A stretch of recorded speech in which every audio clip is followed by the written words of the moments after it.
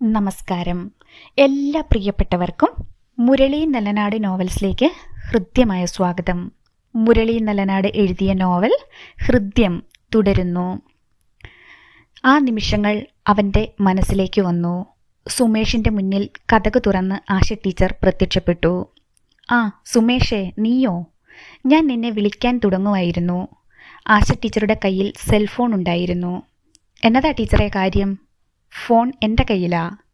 അവൻ വാതിൽ കടന്ന് അകത്തേക്ക് കയറി. "അമ്മ തൊടുപുഴയ്ക്ക് പോയടാ. ഇവിടെ ഞാൻ തനിച്ചേ ഉള്ളൂ." അവൻ കസേരയിൽ ചെന്നിരുന്നു. "അമ്മ അടുക്കളപ്പണിയിലാ. 10 മണിയെങ്കിലും ആവും ഫ്രീ ആവാൻ." "അത് സാരമില്ല, നീ മറക്കാതൊന്ന് പറഞ്ഞാൽ മതി." റോസ് നൈറ്റിക്കുള്ളിലെ വടിവൊത്ത ശരീരത്തിലേക്ക് ആർത്തിയോടെ അവൻ നോക്കി. അവൻ്റെ ശരീരം ചൂടുപിടിക്കാൻ തുടങ്ങി. "എന്നതാടാ ഇങ്ങനെ നോക്കുന്നത്?" ആശ ടീച്ചർ അതൃപ്തി പ്രകടിപ്പിച്ചു. "ഞാൻ ഈ നാട്ടിൽ നിന്ന് എങ്ങോട്ടേലും പോവാ ടീച്ചറെ." "അതിനിപ്പോൾ എന്നതാടാ പറ്റിയത്?" "വന്ദനയും ഞാനും സ്നേഹത്തിലാ. ചേട്ടായി അത് മനസ്സിലാക്കി." "നീ എന്നതാടാ പറയുന്നത്?" ആശ ടീച്ചറിൽ അമ്പരപ്പുണ്ടായി. "ചേട്ടായി അത് അറിഞ്ഞില്ലെന്ന് ഭാവിച്ചു. എന്നിട്ട് എന്നോട് പറയുവാ ആ ചട്ടുകാലിപ്പെണ്ണിനെ സമയമാകുമ്പോൾ എനിക്ക് കെട്ടിച്ചു തരാമെന്ന്. എനിക്കെന്നാത്തിനാ ടീച്ചറെ അവളെ?" "എന്നിട്ട് വന്ദന എന്നാ പറഞ്ഞു?" "അവളോടും ചേട്ടായി അത് സംസാരിച്ചു എന്നെനിക്ക് ഉറപ്പാ. ഇപ്പോൾ അവൾ എന്നെ കണ്ടാൽ മുഖം തിരിച്ചു കളയും. ചേട്ടായി ചതിയനാ." "ദൈവമേ, എന്നതാ ഞാൻ ഈ കേൾക്കുന്നത്? ദേവു നിന്നോടെന്തെങ്കിലും പറഞ്ഞോ?" "എന്നോടെന്നാ പറയാനാ? ഉണ്ണിയേട്ടൻ പറഞ്ഞപ്പോൾ നീ സമ്മതിച്ചോ?" "അയാൾ പറഞ്ഞാൽ എനിക്കെന്നാ? ആരെ കെട്ടണമെന്ന് ഞാനല്ലേ തീരുമാനിക്കേണ്ടത്?" ആശ ടീച്ചർ എന്തു പറയണമെന്നറിയാതെ സ്തംഭിച്ചു നിന്നു. "ഞാൻ ഈ വിവരം അമ്മയോട് പോലും പറഞ്ഞിട്ടില്ല. ആദ്യം പറയുന്നത് ടീച്ചറോടാ. എന്നെ മനസ്സിലാക്കാൻ ടീച്ചറിനെ കഴിയൂ." "ഞാൻ എന്നെ വേണമെന്നാ നീ പറയുന്നത്? ദേവുവിനോട് സംസാരിക്കട്ടെ?" "അതുകൊണ്ടൊന്നും ഒരു കാര്യവുമില്ല ടീച്ചറെ. അവിടെ ചേട്ടായി പറയുന്നതേ നടക്കൂ.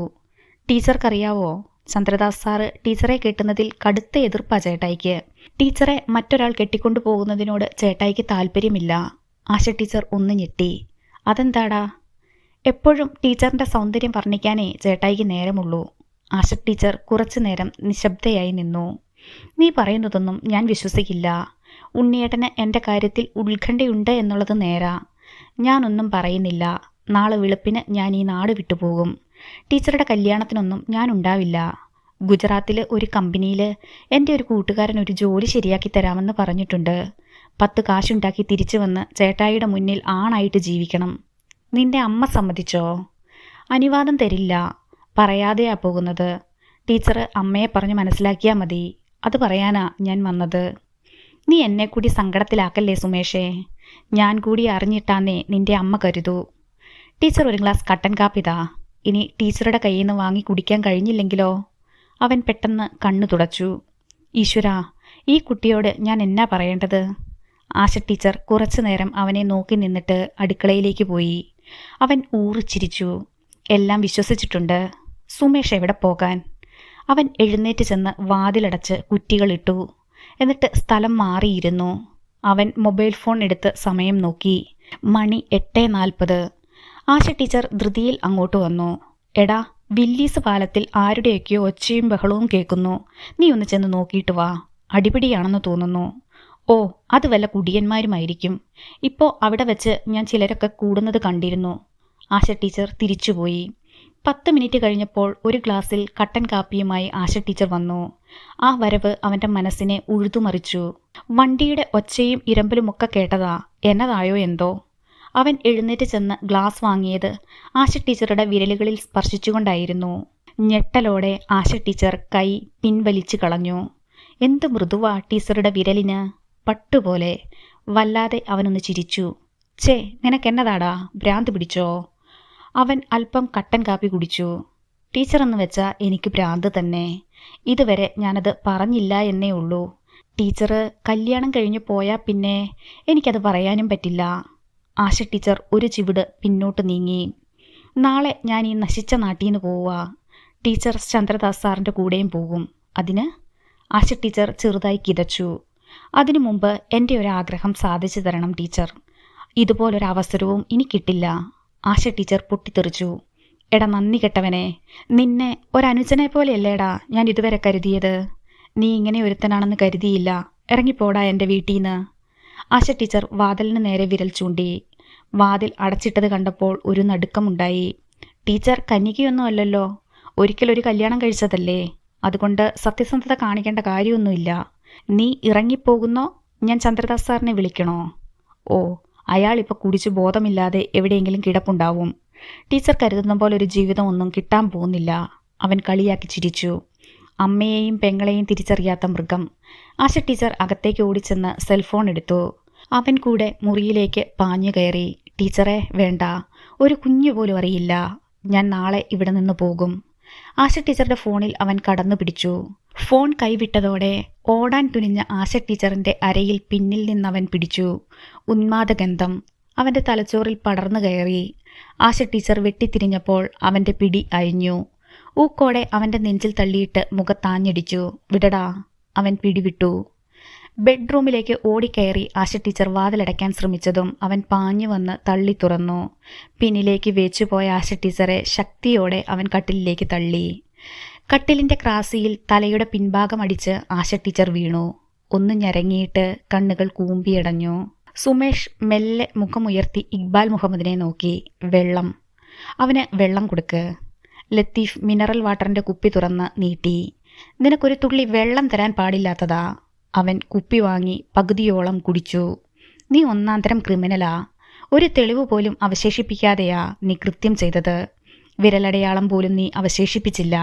പക്ഷേ നിന്റെ അശ്രദ്ധ കൊണ്ട് ദൈവം ഒരു തെളിവ് ബാക്കി വെച്ചു. എന്നിട്ട് നീ എങ്ങനെയാ കൊന്നത്? ഇക്ബാൽ മുഹമ്മദ് ചോദിച്ചു. തുണി കഴുത്തിലിട്ട് ശ്വാസം ഞെരിച്ച്. ഇക്ബാൽ മുഹമ്മദ് എഴുന്നേറ്റു. എന്നിട്ട് നീ മുകുന്ദനുണ്ടിയുടെ വീട്ടിൽ ചെന്ന് കുപ്പിയെടുത്തു. നിന്റെ ബൈക്കിൽ ഏലപ്പാറയ്ക്ക് വിട്ടു. അവൻ മൂളി. യാത്രക്കിടയിൽ പിന്നെ ദേവയാനി വിളിച്ചു. എന്നിട്ട് നീ നാട്ടിലുള്ള പലരെയും വിളിച്ചു. മുകുന്ദനുണ്ണിയെ അന്വേഷിച്ചു. ശരിക്കും നീ അതങ്ങ് കൊഴുപ്പിച്ചു. നിന്റെ കണക്കുകൂട്ടലുകൾ അപ്പോഴും തെറ്റിയില്ല. മുകുന്ദനുണ്ണിയുടെ കയ്യിൽ കൂട്ടൂരാൻ വിലങ്ങിട്ടു. അവൻ നിശബ്ദനായിരുന്നു. അടുത്തു വന്ന് അവന്റെ തോളിൽ കൈവച്ച് ഷർട്ട് കൂട്ടിപ്പിടിച്ച് അയാൾ എഴുന്നേൽപ്പിച്ചു. ഇപ്പോഴും നീ വിട്ടുപറയാത്ത ഒരു പേരുണ്ട്, ചന്ദ്രദാസ്. ഈ രാത്രി അവനെ കൂടി നിന്റെ അടുത്തെത്തിച്ചാലേ എന്റെ പണി തീരൂ. തടി ചീത്തയാക്കാതെ നീ പറ ചന്ദ്രദാസിന്റെ പങ്ക്. ഈ കൊലക്കേസ് ഇവിടെ തീരുവെങ്കിലും ഇനി വരാൻ പോകുന്നത് ഇതിനേക്കാൾ വലിയ അടിയൊഴുക്കുകളാ. ഇടത് കൈകൊണ്ട് അയാൾ അവന്റെ കവിളിൽ കുത്തിപ്പിടിച്ചു. ചന്ദ്രദാസ് എന്തിന് നിന്നെ കൊണ്ടത് ചെയ്യിച്ചു? എനിക്കറിയാം. ഈ കഥയിലെ ശരിക്കുമുള്ള വില്ലൻ അവനാണ്, ചന്ദ്രദാസ്. സുമേഷിനെ പെരുവിരലിൽ ഇക്ബാൽ മുഹമ്മദ് നിർത്തി. നീ ഇതുവരെ പറഞ്ഞത് ആശ ടീച്ചറെ കൊലപ്പെടുത്തിയ വിവരങ്ങൾ. ഇനി അറിയാനുള്ളത് അതിന്റെ പ്ലാനിംഗ്. ചന്ദ്രദാസിന്റെ പ്രേരണയ്ക്ക് നീ വഴങ്ങാനുള്ള കാരണം എന്താ? കഴുത്തിൽ കുത്തിപ്പിടിച്ചിരുന്നതിനാൽ സുമേഷിന് സംസാരിക്കാനായില്ല. അത് മനസ്സിലാക്കി അയാൾ അവനെ നിലത്ത് നിർത്തി. അവൻ ചുമയ്ക്കാൻ തുടങ്ങി. മുകുന്ദനുണ്ണിയെ ജയിലിലേക്ക് അയച്ചാൽ പ്രതിബന്ധങ്ങളൊന്നുമില്ലാതെ വന്ദനയെ നിനക്ക് കിട്ടുമെന്ന് ചന്ദ്രദാസ് ഉപദേശിച്ചു തന്നു. അതല്ലേടാ സത്യം? അല്ല സാറേ, ചന്ദ്രദാസ് സാറിന് ഇപ്പോഴും അറിയില്ല ഞാനാ ടീച്ചറെ കൊന്നത് എന്ന്. ഇനിയും കള്ളം പറയുന്നോടാ? ഇക്ബാൽ മുഹമ്മദ് മുഷ്ടി ചുരുട്ടി. അയാളെ രക്ഷിക്കാനാണോടാ നീ ശ്രമിക്കുന്നത്? ഞാൻ പറയുന്നത് സത്യമാണ് സാറേ. ദേവു ചേച്ചി വന്ദനയെ എനിക്ക് കെട്ടിച്ചു തരാനിരുന്ന കാര്യം ചന്ദ്രദാസ് സാറിനോട് പറഞ്ഞതാ. സാറ് അത് വേണ്ടെന്നാ പറഞ്ഞത്. അവളെ പഠിപ്പിച്ച് വലിയ നിലയിലെത്തിക്കാൻ ദേവു ചേച്ചിയെ ഉപദേശിച്ചു. പക്ഷേ ദേവു ചേച്ചി അത് കേട്ടില്ല. വന്ദനയാ എന്നോട് ഈ വിവരമൊക്കെ പറഞ്ഞത്. അതിനുശേഷം ഞാൻ ചന്ദ്രദാസ് സാറിനെ കാണാൻ കൂട്ടാക്കിയില്ല. ചേട്ടായി തിരിച്ചു വന്നതിന് ശേഷം ചന്ദ്രദാസ് സാറാ എന്നെ കാണണമെന്ന് പറഞ്ഞത്. അയാൾ എന്തു പറഞ്ഞു? വന്ദനയെയും കൂട്ടി നാടുവിടാൻ. മുകുന്ദനുണ്ണിയോട് അയാൾക്ക് ശത്രുതയുണ്ടെന്ന് നിനക്ക് തോന്നിയോ? ഇല്ല. ആശ ടീച്ചറെ കൊന്നത് ചേട്ടായിയാണെന്ന് സാറ് വിശ്വസിച്ചിരുന്നു. പക്ഷേ ദേവു ചേച്ചിയോടും മകളോടും വെറുപ്പൊന്നും കാണിച്ചില്ല. ദേവയാനിയോട് അയാൾക്ക് അമിതമായൊരു താല്പര്യം ഉണ്ടായിരുന്നു അല്ലേ? ഇല്ല സാറേ. നിനക്കങ്ങനെ തോന്നിയിട്ടേയില്ല? ചന്ദ്രദാസ് സാറ് അങ്ങനെ ഒരാളല്ല സാറേ. ഇക്ബാൽ മുഹമ്മദ് അവൻ്റെ കണ്ണുകളിലേക്ക് സൂക്ഷിച്ചു നോക്കി. എടാ, നിനക്ക് കിട്ടാൻ പോകുന്ന ശിക്ഷ എന്താണെന്ന് അറിയാമല്ലോ. വധശിക്ഷ. ഒരു കൂട്ടുപ്രതി കൂടിയുണ്ടെങ്കിൽ ശിക്ഷ ജീവപര്യന്തമായി എന്ന് വരും. പിന്നെ നാട്ടുകാരുടെ ഇടയിൽ നീ മാത്രമാവില്ല കുറ്റവാളി. അവൻ്റെ മനസ്സിൽ ഉള്ളത് പുറത്തു കൊണ്ടുവരാൻ അയാളൊരു ശ്രമം നടത്തി. ഞാൻ പറയുന്നത് സത്യമാണ്. വന്ദനയെയും കൊണ്ട് ഒളിച്ചോടാനുള്ള സഹായം മാത്രമേ ചന്ദ്രദാസ് സാർ ചെയ്തുള്ളൂ. ഇക്ബാൽ മുഹമ്മദ് പോലീസുകാരെ നോക്കി. സ്റ്റേഷനിലേക്ക് പോകാം, ബാക്കി അവിടെ ചെന്നിട്ട്. അയാൾ പുറത്തേക്ക് നടന്നു. സെൽ റിംഗ് ചെയ്യുന്നത് കേട്ടാണ് ചന്ദ്രദാസ് കണ്ണു തുറന്നത്. സിറ്റിയിൽ അയാൾ എഴുന്നേറ്റിരുന്നു. അയാൾ ക്ലോക്കിലേക്ക് നോക്കിയപ്പോൾ സമയം 8 മണി. നേരം പുലർന്നതൊന്നും അയാൾ അറിഞ്ഞിരുന്നില്ല. പുറത്ത് ചാറ്റൽ മഴ പെയ്യുന്നുണ്ട്. ചന്ദ്രദാസ് എഴുന്നേറ്റ് ചെന്ന് ഫോൺ എടുത്തു. സുമേഷിൻ്റെ കോളാണ്. ഇന്നലെ രാത്രിയിലെ സംഭവങ്ങൾ അയാളുടെ ഓർമ്മയിലെത്തി. ഒരു തിടുക്കം അയാളിലുണ്ടായി. എടാ സുമേഷേ. സാറേ, ഇന്നലെ രാത്രി അവൾ ഇറങ്ങി വന്നില്ല. സുമേഷിൻ്റെ സ്വരം കാതിൽ വീണു. എന്നിട്ട്? സാറ് പറഞ്ഞതുപോലെ ഞാൻ ചെയ്തു. രാത്രി ചേട്ടായിയുടെ വാതിലിൽ മുട്ടി. അയാൾ ഇറങ്ങി വന്നപ്പോൾ മുഖം മറച്ച് ചേട്ടായിയെ കുത്തി. ചന്ദ്രദാസ് ഞെട്ടി. എല്ലാവരും പുറത്തു വരും മുമ്പേ ഞാൻ കടന്നു കളഞ്ഞു. എന്നെ ആരും കണ്ടിട്ടില്ല. എന്നിട്ട് മുകുന്ദൻ എന്തു പറ്റി? ആശുപത്രിയിൽ എത്തിക്കും മുമ്പേ ചേട്ടായി മരിച്ചു. ബോഡി വീട്ടിലെത്തിയിട്ടുണ്ട്. ചന്ദ്രദാസ് സ്തംഭിച്ചു നിന്നു. സാറ് പറഞ്ഞിട്ടാ ഞാനത് ചെയ്തത്. എടാ, വെള്ളത്തിൻ്റെ പുറത്ത് ഞാൻ എന്തെങ്കിലും പറഞ്ഞു എന്ന് വെച്ച് നീ അവിടെ ചെന്ന് അയാളെ കുത്തിക്കൊല്ലുവോ? നീ എവിടെയുണ്ടടാ? എൻ്റെ വീട്ടിൽ. ആശ ടീച്ചറെ കൊന്നതുപോലെ ഈ കേസും തെളിയത്തില്ല സാറേ. നീ എന്ത് വിഡ്ഢിത്തവാടാ കാണിച്ചത്? സാർ എന്നാ ഇപ്പോൾ ഇങ്ങനെയൊക്കെ പറയുന്നത്? ആദ്യം സാറ് എന്നോട് ആശ ടീച്ചറെ കൊല്ലാൻ പറഞ്ഞു. ഞാനത് ചെയ്തില്ലേ? ചന്ദ്രദാസ് ഞെട്ടി വിറച്ചു. എന്താടാ നീ പറഞ്ഞത്?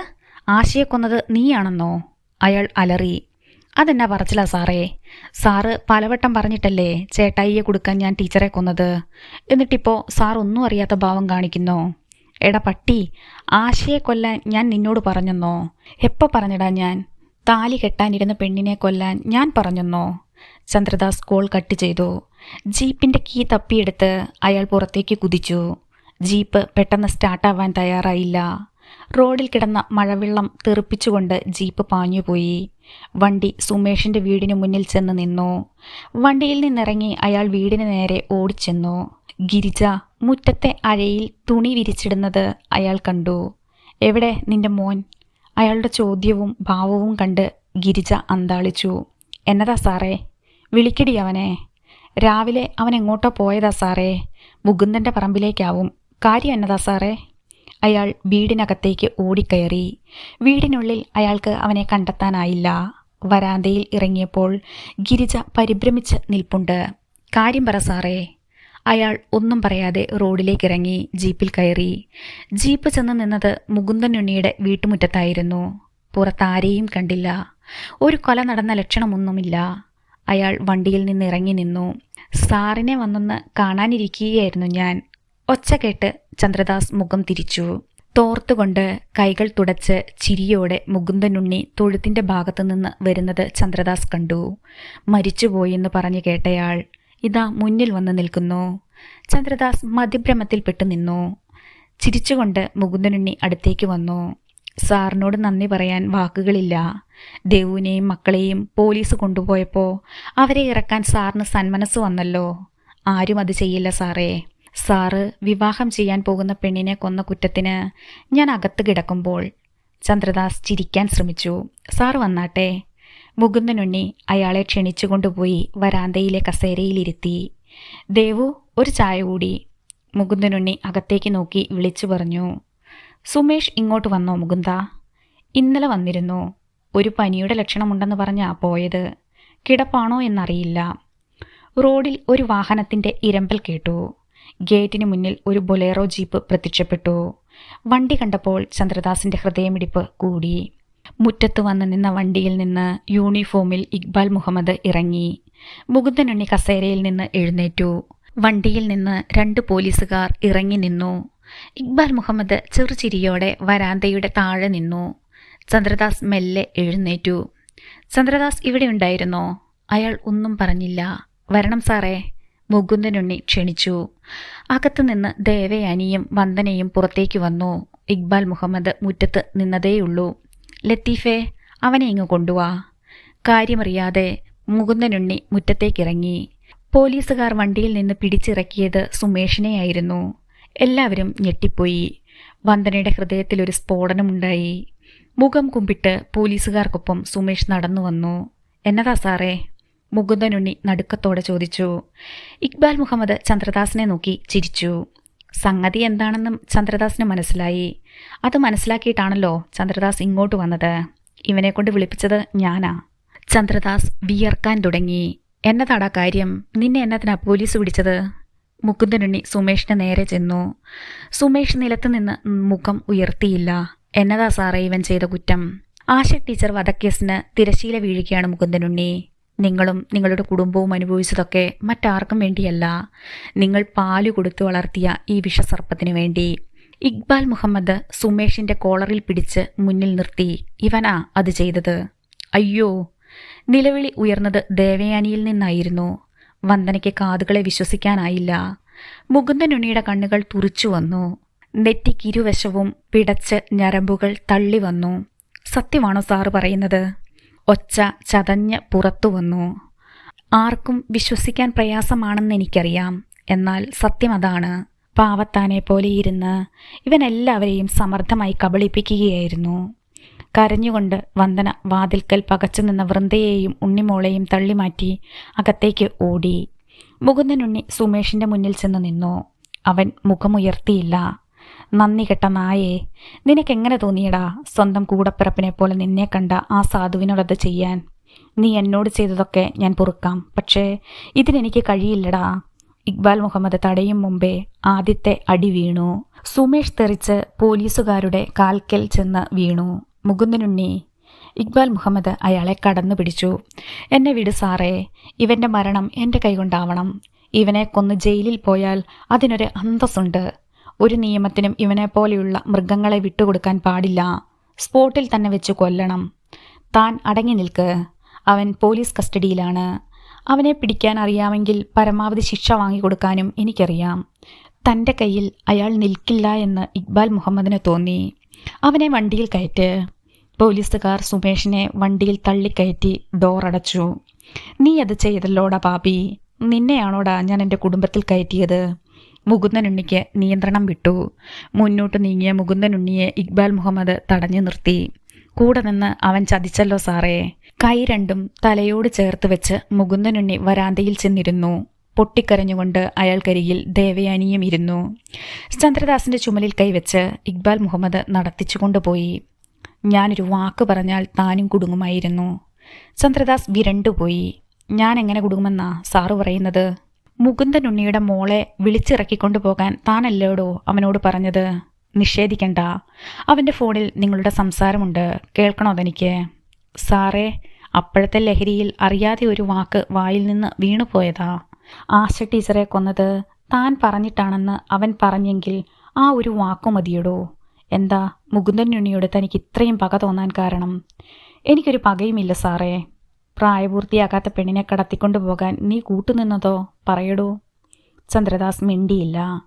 എന്തായാലും താനിപ്പോൾ രക്ഷപ്പെട്ടു. ഇന്നലെ രാത്രി തന്നോട് സംസാരിച്ച ശേഷം അവൻ അവളെ കാണാൻ മതിൽ ചാടുമ്പോഴാ എൻ്റെ കയ്യിൽ വന്ന് വീണത്. ഞാനതൊന്നും പുറത്തുവിടുന്നില്ല. കാരണം ഒരു പെൺകുട്ടിയുടെ ഭാവിയോർത്ത്. അവനും അവളും തമ്മിൽ കണക്ഷൻ ഉണ്ടെന്ന് പുറത്തറിഞ്ഞാൽ അവളുടെ ജീവിതം തീർന്നു. അതുകൊണ്ട് ആ ഏട് മറച്ചു വെക്കുക. അതിലൂടെ രക്ഷപ്പെട്ടു പോകുന്നത് താനാ.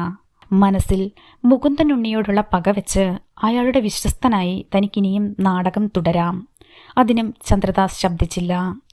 താനും ദേവയാനിയും മറച്ചുവെക്കുന്നത് എന്താണെന്ന് എനിക്ക് ഊഹിക്കാനാവും.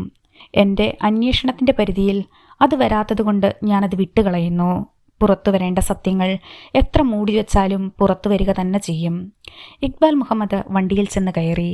ചന്ദ്രദാസിൻ്റെ ജീപ്പ് കടന്ന് ബൊലേറോ പുറത്തേക്ക് പാഞ്ഞുപോയി. ചന്ദ്രദാസ് തിരിഞ്ഞു നോക്കി. മുകുന്ദനുണ്ണിയോട് ചേർന്നിരുന്ന് കരയുന്ന ദേവയാനിയെ അയാൾ കണ്ടു.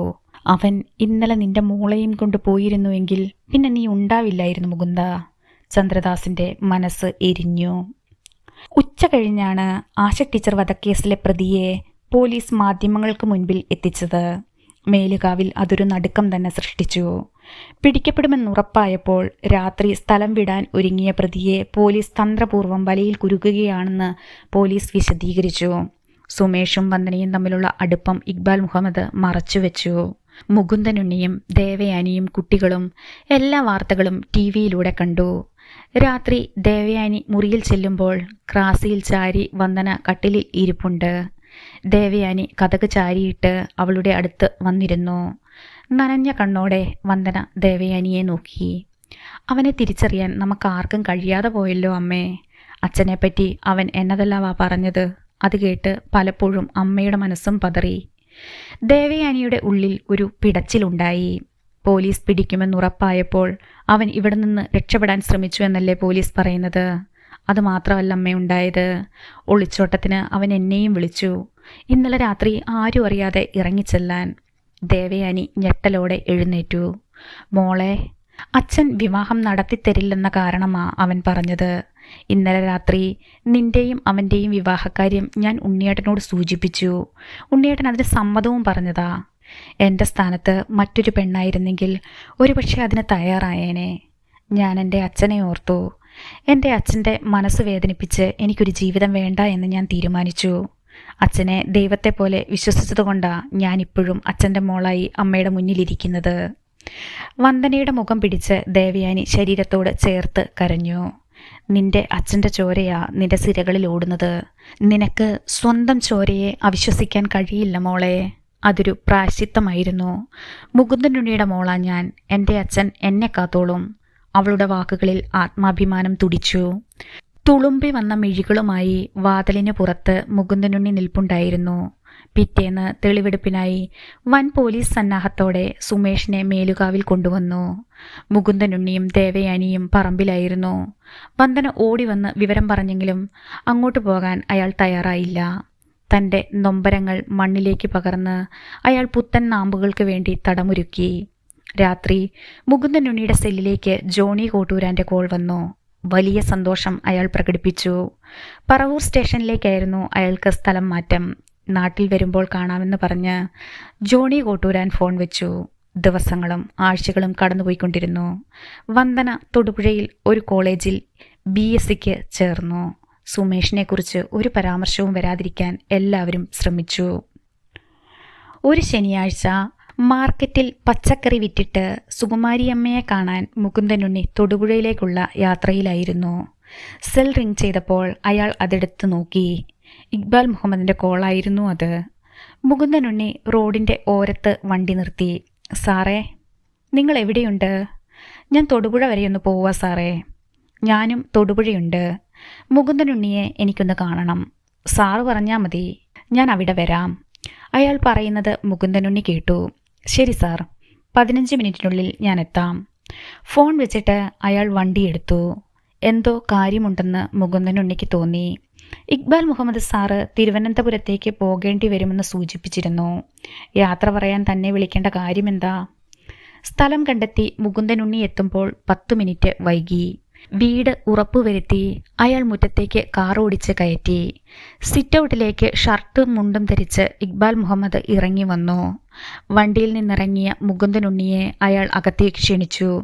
രണ്ടുപേരും അകത്തേക്ക് കയറി. മുകുന്ദനുണ്ണി ഇരിക്ക്. ഇവിടെ ഇപ്പോൾ ഞാൻ മാത്രമേ ഉള്ളൂ. വൈകിട്ട് ട്രിവാൻഡ്രത്തിന് പോകുന്നുണ്ട്.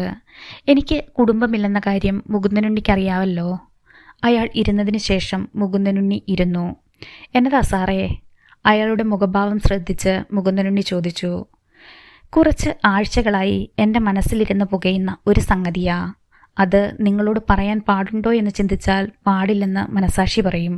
പക്ഷേ പറയാതിരിക്കുന്നത് എങ്ങനെ എന്ന മറുചോദ്യം വീണ്ടും ഉയരും. ഞാനാകെ കൺഫ്യൂസ്ഡാണ്. ഒടുവിൽ ഞാനൊരു തീരുമാനമെടുത്തു. നിങ്ങൾ ആ സത്യം അറിഞ്ഞിരിക്കണമെന്ന്. എന്നതാണേലും പറ സാറേ. എന്തും പ്രതിരോധിക്കാനുള്ള മനക്കെട്ടി എനിക്കുണ്ട്. വാക്കുകൾ കിട്ടാതെ ഇക്ബാൽ മുഹമ്മദ് എഴുന്നേറ്റു. അന്യരായ 2 വ്യക്തികൾ ഒന്നിച്ച് ജീവിക്കാൻ തുടങ്ങുമ്പോഴാണ് ദാമ്പത്യ ജീവിതം ആരംഭിക്കുന്നത്. അതിനു മുമ്പ് അവർക്കൊരു ജീവിതമുണ്ടായിരുന്നു. ഇഷ്ടങ്ങളും താല്പര്യങ്ങളും ഉണ്ടാവും. അത് സ്വാഭാവികം മാത്രമാണ്. അതന്വേഷിച്ചു പോകുന്നതാണ് ഏറ്റവും വലിയ വിഡ്ഢിത്തം. മുകുന്ദനുണ്ണി പതിയെ എഴുന്നേറ്റു. ഞാൻ പറയാൻ പോകുന്നത് അതൊന്നുമല്ല.